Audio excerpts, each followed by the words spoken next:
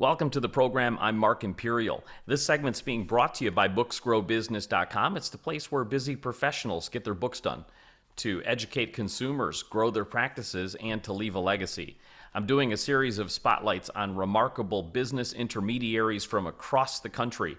And joining me on this segment is Douglas Brown. He's the founder of The Business Dealer in Williamsburg, Virginia. Douglas, welcome to the program. Great, thank you. It's good to be here. Douglas, tell us a little bit about your work, and specifically, who are those types of clients that you specialize in helping? Well, we are business brokers and advisors, and our clients are typically Main Street businesses, small businesses on the order of, say, $5 million a year revenue or less. And we don't specialize in a particular type of business. I work with Transworld, that is a national company. So I would say if you can get a SIC code for it, then we've probably sold it. So those Main Street businesses, they've been spending all these years growth. How prepared are they when it comes time to sell? When you first hear from them and they're ready to sell, are they well informed, or is this really the first time they're experiencing this process? For most of them, it's the first time they've been through it. You have a couple of serial business owners that buy one, sell one, buy another. But for the most part, it is a significant part of a business owner's life in the smaller business. And when they go to sell their business the first time, it is the first time for them. And we have, a couple of things I try to impress on them when I meet them is, first of all, they think, well, exit planning, I'm not planning to exit right away. It's something I'm going to do someday. Well, my experience with most sellers has been that someday, Dame Fortune has a habit of playing tricks with us, and someday ends up being tomorrow. Who knows, for whatever reason, you get sick, you have a family issue, your business becomes uninteresting to you, you have a great opportunity for whatever reason, all of a sudden you want to sell. And the second thing is, people feel like, well, I could probably sell it myself. And so let me get this right. You've never done it before. And for your largest single investment, other than maybe your home, for most people more than their home, you want to learn by doing for something you're only ever going to do once. Also sounds like most people can't sell their own home themselves, much less a business. Sounds complicated. So when these folks, one of the misconceptions, they think they can sell it themselves easily. They do a bunch of research online. They go on Google. Is there a lot of misinformation or maybe myths or misconceptions that people hold in regards to selling a business? What have you heard? Well, one of them is probably the hardest part of my job is when we speak with a seller, a lot of them have, they've seen too many Wall Street movies, they've seen and heard about .coms and so on, and many of them think that they're going to retire on the proceeds of their small business. Some of them will, but the hardest part is that for a great number of them, it's not going to work that way.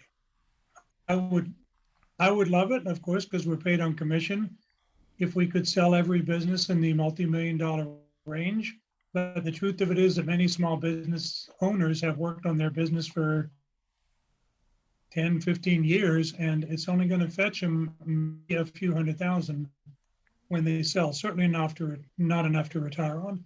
That's the biggest myth is, well, I worked all these years to build something up, and now I'm gonna use it to retire on, and it's just not that way.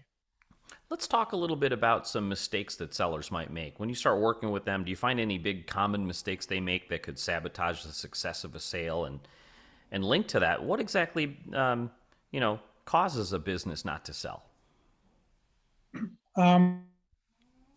The biggest mistake that a seller can make after we're having a conversation is to be untruthful.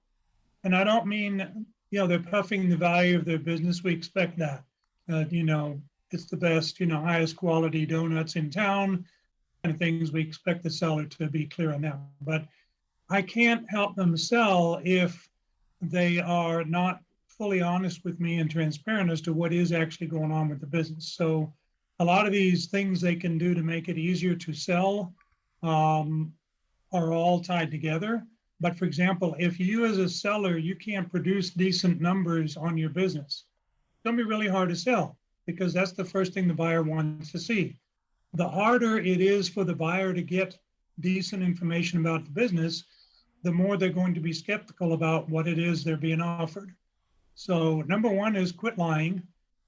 And it's not just because they feel a sense of ownership about their business. They honestly don't want to tell me that they're not really making any money. Well, we're going to find that out as soon as we see the tax returns.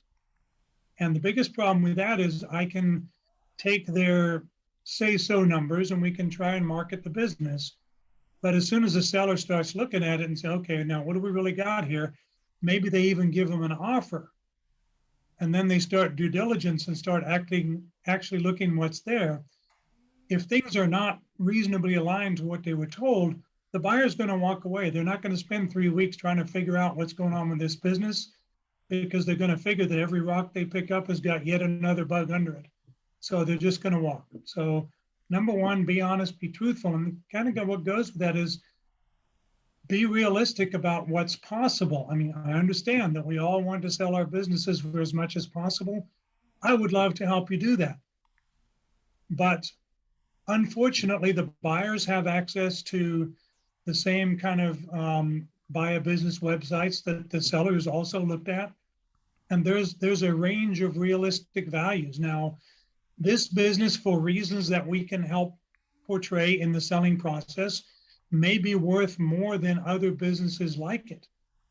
But if most businesses in that niche are selling for, let's say, 3 times the net value, if you offer yourself for 8 times the net value, buyers are simply not going to look at it. They figure, okay, cloud cuckoo land, I'm not even going to talk to the seller because they're divorced from reality. So I can't trust anything they sell me.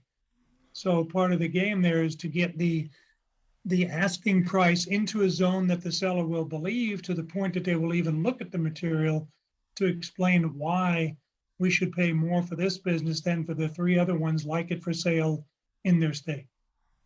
Great insight. So we're experiencing two waves right now. One is the baby boomers getting ready to retire and selling businesses in droves. And then again, we're hearing in the headlines about the great resignation, where people are leaving the corporate offices and now wanting to go off into business for themselves, which is smart, buying an existing business.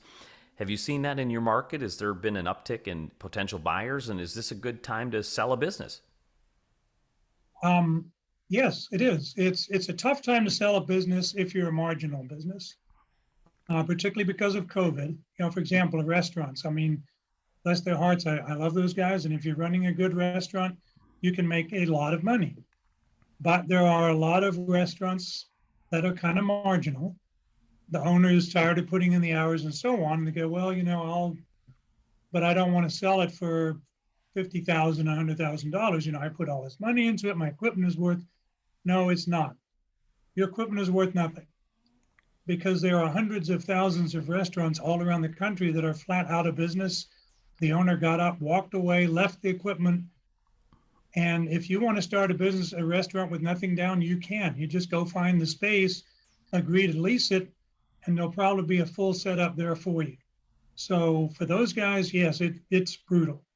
For most other business, the government hasn't finished with its small business programs. There's lending money out there.